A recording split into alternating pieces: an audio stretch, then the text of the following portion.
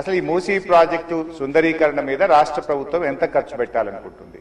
ఎందుకంటే ఒకవైపు పిల్లల స్కాలర్షిప్లు ఇవ్వమంటే డబ్బులు లేవు, కోసుక తింటారా అంటున్నారు, లేదా రిటైర్డ్ ఎంప్లాయీస్ కు డబ్బులు ఇవ్వండి అంటే డబ్బులు లేవంటున్నారు.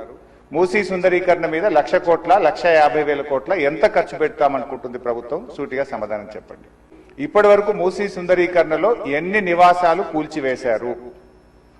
ఆ కూల్చివేసిన నివాసాలకు 2013 భూసేకరణ చట్టం కింద పాత ఇండ్లకు కంపెన్సేషన్ ఇచ్చారా? వేజ్ లాస్ ఇచ్చారా? లేదా సింపుల్ గా కేసీఆర్ గారు కట్టిన డబుల్ బెడ్రూమ్ ఇళ్లలో అసైన్మెంట్ చేసి పంపారా? 2013 భూసేకరణ చట్టం ప్రకారంగా 14.5 లక్షల రూపాయల డబ్బు ఇవ్వాలి వాళ్లకు. పాత ఇంటికి R&Bతో ఎస్టిమేట్ చేసి డబ్బులు ఇవ్వాలి. అదేవిధంగా సెలబుల్ రైట్స్ తో కూడినటువంటి 200 గజాల స్థలంలో కట్టిన ఇల్లు ఇవ్వాలి. ఆ రకంగా ఇచ్చారా? ఇవ్వలేదా? ఇస్తే ఎప్పట్లోకి ఇస్తారు? ఎన్ని నివాసాలు కూల్చారు? ఇంకా మీరు ఐడెంటిఫై చేసి కూల్చవలసిన ప్రభుత్వ ప్రైవేటు ఇల్లు ఎంత భూమి ప్రభుత్వ ప్రైవేట్ సేకరిస్తున్నారు? సమాధానం చెప్పండి.